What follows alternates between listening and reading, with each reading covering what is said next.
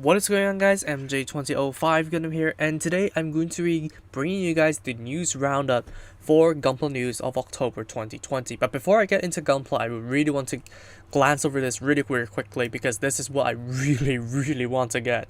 The Robot Damashi Phantom Gundam. If only they made the Ghost as well, but the Phantom Gundam is basically a carbon copy of the Ghost. There may be some minute changes here and there, but from what I know, they're basically the same thing. It looks as though it's as tall as the Robot Damacy Crossbone Gundam, which I need to check whether it is to scale with the high grade, but if it's not, then maybe I may not be getting the Phantom. I may actually wait for a kit for that. But yeah, this is definitely an interesting release. I really like the weapons, I really like the transformation, although it doesn't look the best, honestly. I really want to see how they actually achieve this thing. And I really like that it comes with the full Phantom Light. Now this is going to be an April 2021 release for 11,000 yen. So yeah, it's on the higher side. It's like kind of like 800 Hong Kong dollars or something like that. So if there are no interesting releases in April, then I may pick this up. But there's a low chance for that happening because November and December's release schedules are filled to the brim. So unless Bandai actually poops out some like emergency news for both Diver's Battlelog, we may get the Battlelog kits in January 2021 earliest. So yeah, there's probably a high chance that I may not be getting this, but in the rare event that there are no interesting releases in April, then I may pick this thing up. Moving on to actual Gunpla now, we actually have the Geminis Unit 2. Now, I rated the Geminis really lowly on my review. I've checked the joints, I've checked everything. It is what it is.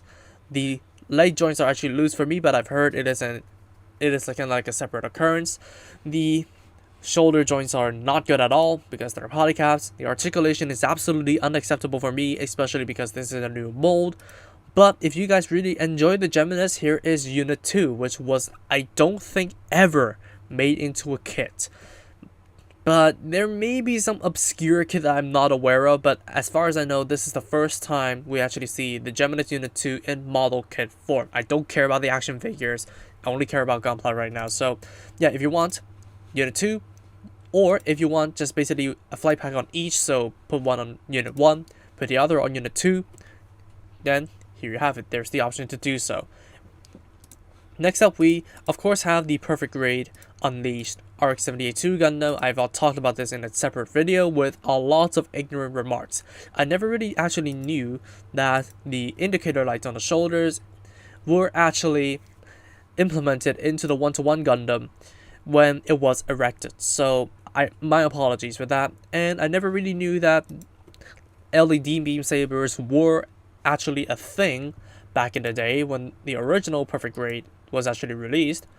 But I feel like they may be using new LED technology to actually one-up that. So yeah, let's definitely look forward to that. But I'm not going to be picking this up for obvious reasons. So look forward to December if you guys want a copy for your own collection. Next up, we have new images for the Real Grade Xeon January 2021 release for 6,050 yen.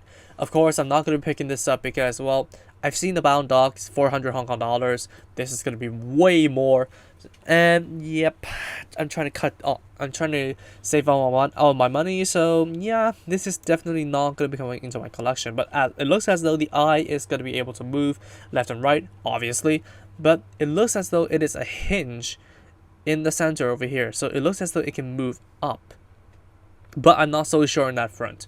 There is no eye mechanic that can ever come close to the Real Grade Zaku's eye, in my opinion. What do you guys think? Of course, it does look like it has a lot of moving mechanics to allow it to have amazing articulation. And the hands are on a pre-built frame, so while it may be a bad thing, this thing does not hold any accessories. So for one, this is acceptable. And the second thing is, it actually gives us clearly defined color separation. So you do have the frame pieces and the joint pieces color separated, which is very nice. And here are some still images in a neutral pose. It looks as though it has some custom landing gear. So yeah, we do not have to deal with an ugly stand if we want it to just sit on our desks or shelves in a neutral pose. So we have that going for us at least. Next up, we have the P Bandai Hakushiki Kane.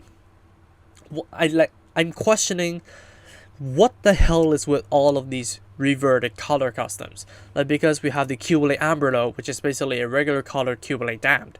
So now we have this. And the Fatal Ash is basically the Stormbringer colored in kind of like the heavy Gundam colors. Correct me if I'm wrong. But here we have the Hakushiki Kane, Raise Kane, which is in the original Hakushiki colors, and a gold chrome, which is pretty nice. It's a February 2021 release for 13,200 yen, which is basically reasonable for a gold chrome master grade that is premium. So if you guys are a fan of a Hakushiki Crash, but not a fan of the stealthy gray colors, you may go for this one.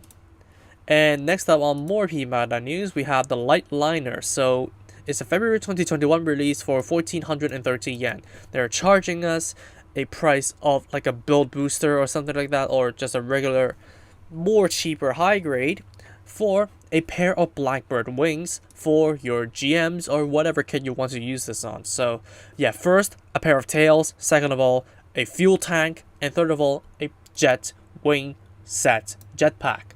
So if you want to use this jetpack on any of your kits, here is the price over here. Look forward to February. But the GMs are not included, don't be mistaken by the photos. Next up, this is what I'm really pissed about. Not because it is a P Bandai, but because it is gone the moment pre-orders are open. So this is the high grade Extreme Gundam type layouts actually. Eclipse Phase. So yeah, they do not know what they're doing here. They are supposed to be angled diagonally, not vertically. But anyways, I'm pretty happy that this is getting like a more accessible release, because I will not, and I mean absolutely will not recommend you guys to go for the 10th anniversary version, because you can do so much less to it when compared to the regular color version over here.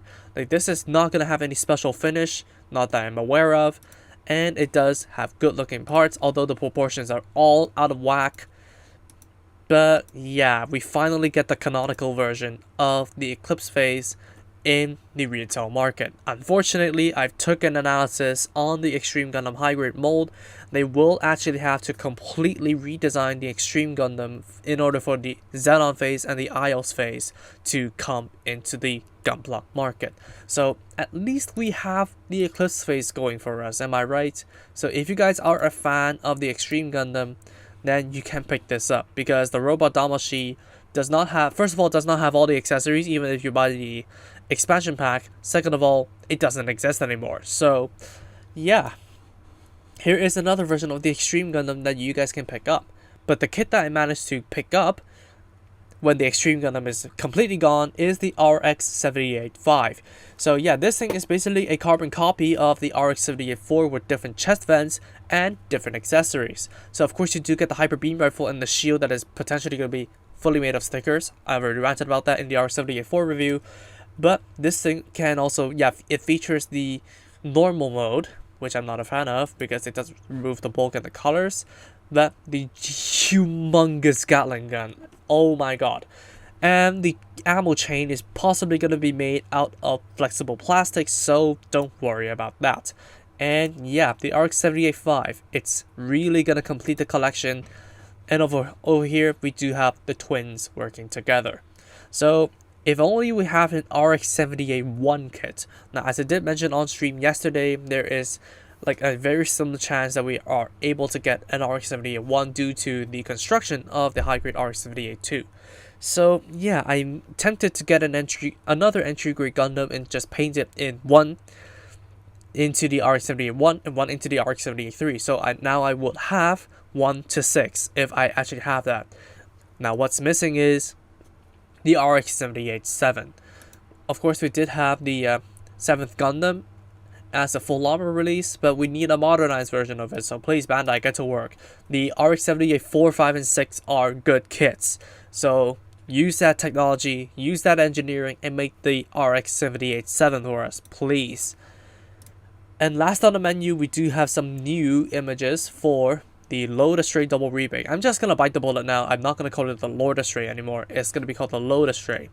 Now, unless Bandai actually pulls a fast one on me and actually renamed this the Lord Astray due to, like, I don't know, mistakes lost in translation. I know they don't even know the name of the build strike in the actual anime series, so who am I to judge?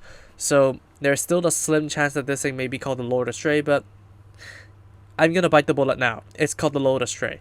It looks like it's pretty nice looking. Now, although the front skirts are probably going to be using stickers for the detail, they're not cheating out on us on the scarlet red mantle, which I'm really a fan of. The only thing that I'm not a fan of as thus far is the fingers over here. They're not sharp, so I may need to learn some sharpening techniques in order to make this thing look good. So that's all I'm going to be covering in detail, because there's a whole roster, and I mean a whole roster of RX-78 FOOs over here. So we have the Soul of Chogokin RX-78 FOO, December release for 22,000 yen. I'm not really too sure what the Soul of Chogokin is. And then we have the Tamashii Nations, basically Robot Damashi Gundam FOO. Is this the same thing? Of course, this is the Factory Yokohama RX-78 FOO. Oh my god, so many freaking variants. And of course, here you have the FW Converge, which I never heard of. RX-78 FOO. And this over here, we have the G-Frame RX-78 FOO. Oh my god, hell. And we do get a separate release for the MS Cage, the Act G stock. The dock over here, which is basically for the Tamashii Nations Robot Damashi Gundam FOO. And yes, this is just some promo images for the Robot Damashi FOO.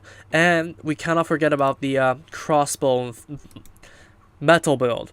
So this is a crossbone full cloth, which does include the heat blades over here in the full cloth equipment, which was never there as far as I know. So yeah, we do have quite a bit of releases to look forward to. This is also an April 2021 release with 40,000 yen. So that's going to wrap it up for the news roundup. Tell me in the comments below what you think, and tell me what you're excited for. Now, speaking of comments, I have to mention this in this video because I would not get another chance anywhere. So people have been asking whether or not I'm going to be reviewing the Plutone and the Gundam Airmaster Burst. Now, I'm still on the fence about the Airmaster Burst because the Airmaster is not the best of kits out there. It's not really too remarkable because I actually forgot that it exists in my collection.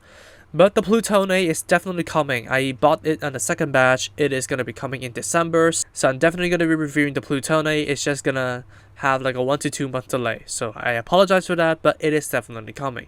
So tell me in the comments below as well whether or not you guys want me to review the Airmaster Burst. But that's going to wrap it up for this video. Discuss in the comments below about the news roundup for October 2020, and I'll see you all in the next video. Peace.